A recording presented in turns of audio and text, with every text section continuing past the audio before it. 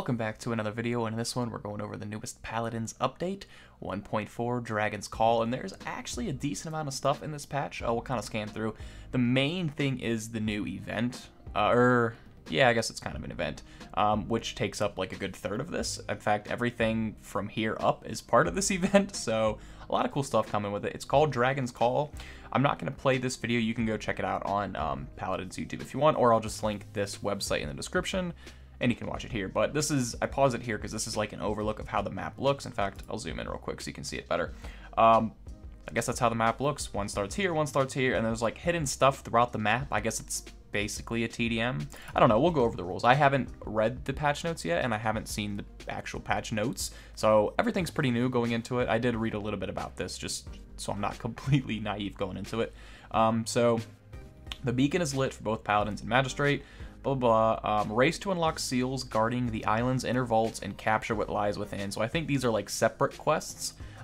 There's like different relics and stuff hidden in the map maybe. As your team unlocks seals, you'll earn gold points, which grant exclusive Dragon Call event items. Acquire the Dragon's Call bundle for battle-ready skins and an ancient idol, which grants you twice as many gold points. So similar to like how Smite runs their events, to kind of go with that. And you also gain one vault key from the bundle. So we have the vault getting added to Paladins, which is another Smite feature, to unlock an exclusive epic skin of your choice. So Dragon's Call, this is what it is. Face off in our new 4v4, so not the standard 5v5 game mode called Dragon's Call, so that's what it's called. The rules are simple. Carry the warder's key sphere into the opposing team's vault for... Oh, so it's capture the flag. Okay. Careful though, the key sphere is a power not meant to be handled alone, sapping you of your strength upon touch. Keep the key sphere moving by passing it to your teammates. Okay, so it's not just capture the flag. There's some other elements to it. Actually, Smite had a game mode or an adventure mode like this too, where you could only play as like Loki, Amir, and other ones, and it was similar to that. You basically had to go to their side, capture the thing. You could pass it. Each god had their own ability while you were holding the flag, but it was actually capture the flag.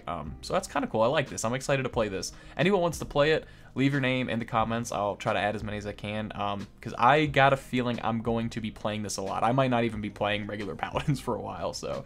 Game rules, first team to 4 points wins, 15-minute time limit. If the timer runs out before either team unlocks 3 seals... Wait, if the timer runs out before... So does unlocking a seal mean, like, capturing a thing? Or are those... I don't know. The team with the most points wins. So, okay, if the score is tied, the last team to touch the key sphere wins. No, so the key sphere is what you capture, so what is the seal? That's what you gotta find throughout. The timer runs out before each team unlocks 3 seals. I'm not sure about that. Key Sphere Carrier. The Key Sphere Carrier cannot use any abilities except their primary fire, which is not even that ability. You just use that to throw it. So basically pass it and your alt fire drops it. So while you're carrying it, you can only throw or drop. That's it. The player cannot be healed. They is revealed to all enemies. If the carrier dies, the key sphere will drop at their location.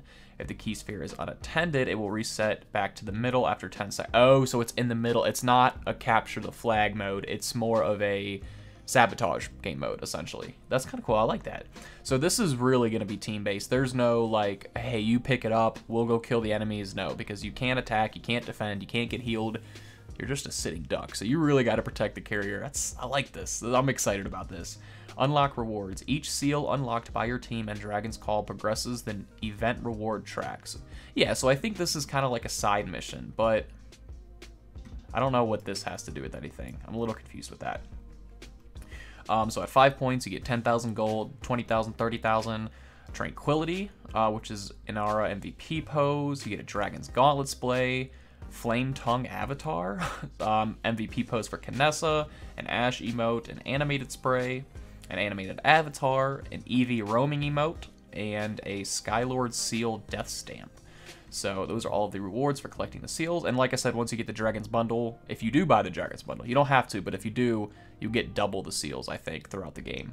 So purchase the Dragon's Bundle to unlock 3 new event-exclusive skins, plus gain access to the vault where you can unlock another exclusive skin of your choice.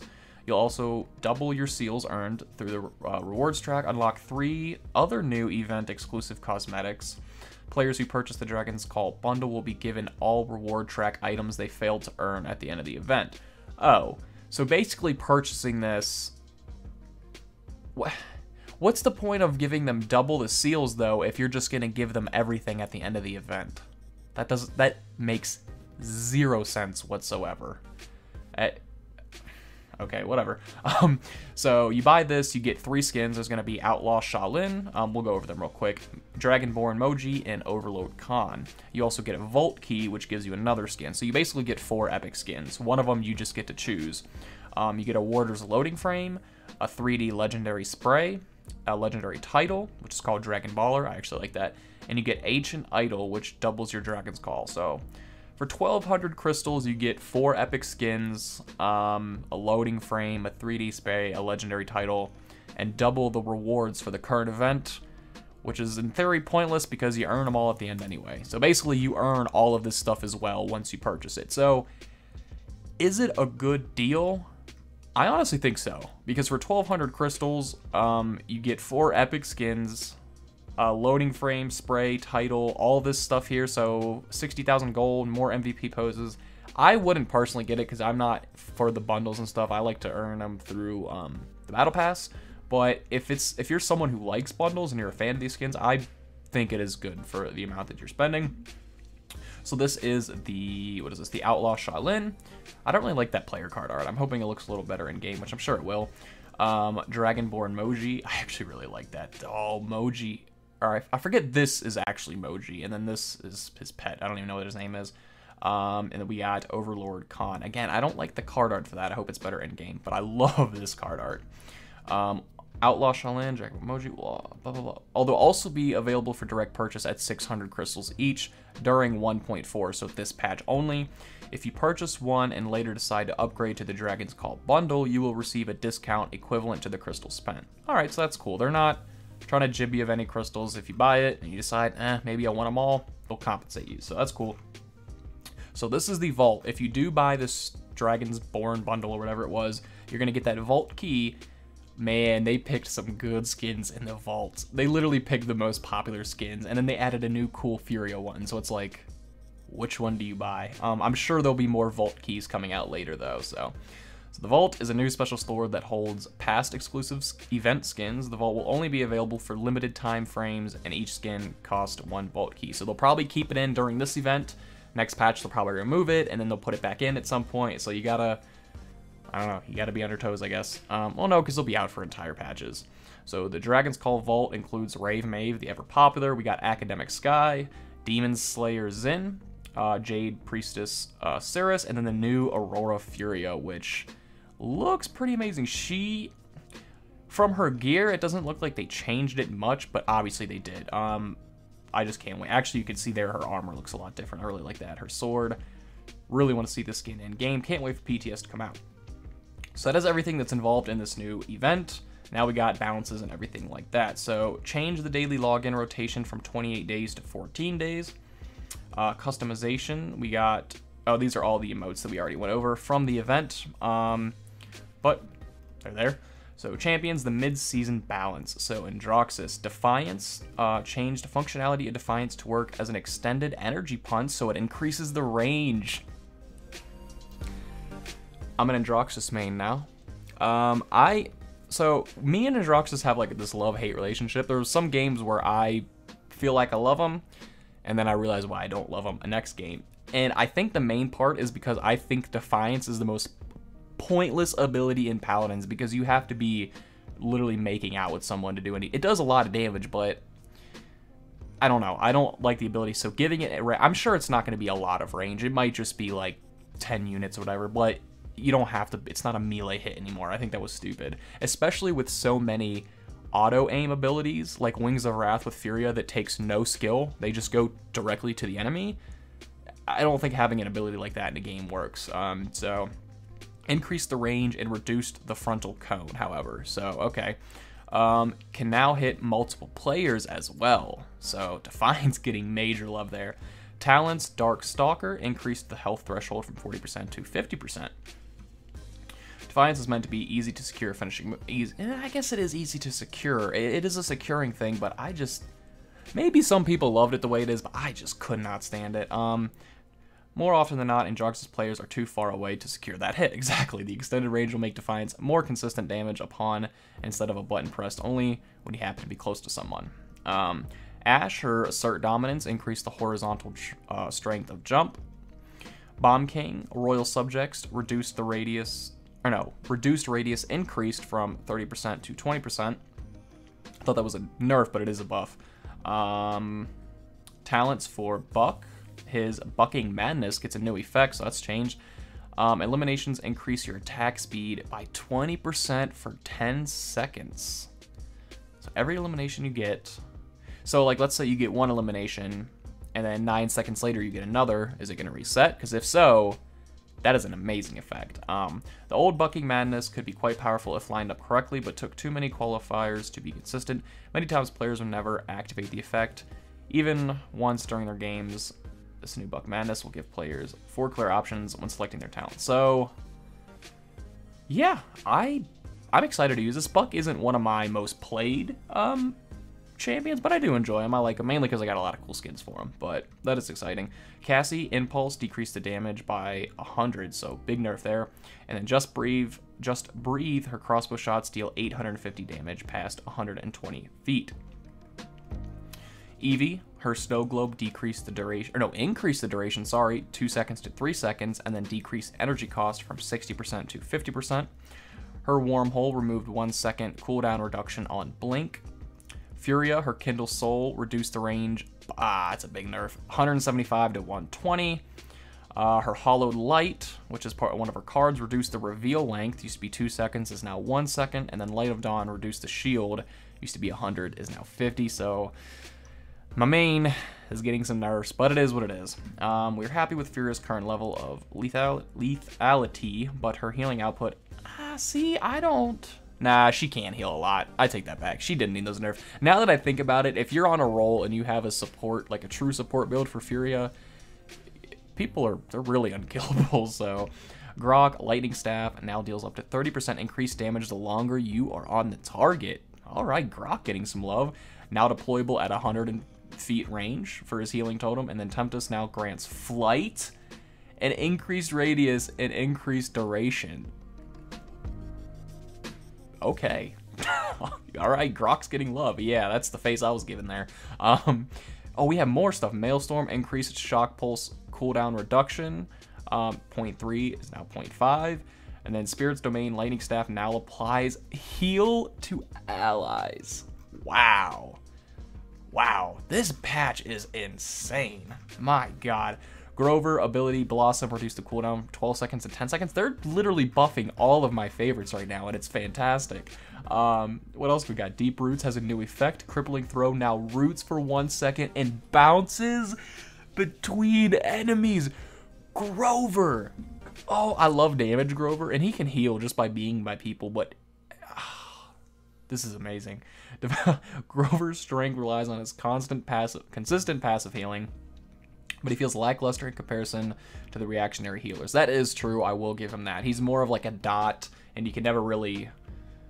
He doesn't have that like 0 to 100 potential that a lot of others do. Reducing the cooldown on Blossom will make sure his reactionary healing is up more frequently and naturally increase the strength of the ramp of blink. So yeah, Grover, I mean, I'm excited about those, but this effect I think is just going to be fun. Like that, be able to bounce between enemies, oh my god, yes. Con, Leon's Shield increased the shield effectiveness from 60% to 100%. Maeve, new effects, so a lot of new effects for talents here. Street Justice now executes. Oh my god. Street Justice is the only talent I use on Maeve, and she's one of my mains, another one. And now she has an Execute. I've been wanting an Execute in Paladins, and it's only appropriate that Maeve gets it. Jesus, what a patch. This is my favorite patch in Paladins I think we've had. This is insane. Street Justice is intended to be a strong finisher for Maeve. It really was an Execute, though, if you think about it. Now it's just a confirmed Execute, but ended up being becoming a catch-all damage option. The new effect helps dispense the original idea of Street Justice in a much more balanced manner. Yeah, so it really was an Execute. I think this is just... This might actually... I don't want to say make it weaker, but I think it does, unintentionally, because you could basically execute anyone with that move if they were below 50% health. Makoa, Davy Jones Locker, a new effect, go figure. Your shell spin now lasts until you cancel and you control its direction. What are... Yes, thank you. They are speechless. I just don't know what to say, guys. They're adding amazing effects. This, amazing. This, didn't really change, but still love it. This, absolutely amazing. Grok, don't get me started on. Furia, I didn't really like that, but whew, and we still got more to go. We're halfway through the patch. I don't know if I can take it. David Jones Locker was heavily underperforming while also directly competing with Pluck for a dredge. So I don't think I'm gonna use it because I really like Pluck, but I might use it every now and then, at least to have fun. But Maldamba talents his Wikono's Wrath, now also increases Snake Toss projectile speed by 80 and increase the internal stun timer by 1 second. Ripened Gourd, new effect. Go figure. Gourd has a 50% chance to not go on cooldown. Damn, so you could... Wow. Maldamba's already really good, though. I didn't think he needed these buffs, but... So if you're running like a damage support hybrid, or just a damage, you could be running that talent, throw your Gourd at enemies to slow them, deal damage, reveal them, and then you might have a 50% chance to heal your allies as well right after, so that's going to be nice. Gourd effect does not stack. The new Ripened Gourd rewards those already actively using Gourds for healing and gives Maldamba players an option for more area healing. Moji, talents... Toot, removed move speed bonus, and then reduced the cloud duration by 3 seconds. Pip, I was sitting here thinking, and I might be mistaken, but you will still be able, because I was reading their notes, and it was saying those actively using healing. They made it sound like this is only rewarded like on a heal, but you could still deal damage when you're using the Ripened Gourd. Correct me if I'm wrong in the comments, but I'm pretty sure. I just didn't want to look stupid there. Where are we at here? Pip. Talents. Combat Medic, new effect. Your weapon shots now also heal allies. So, someone had a similar change to that. Who was it?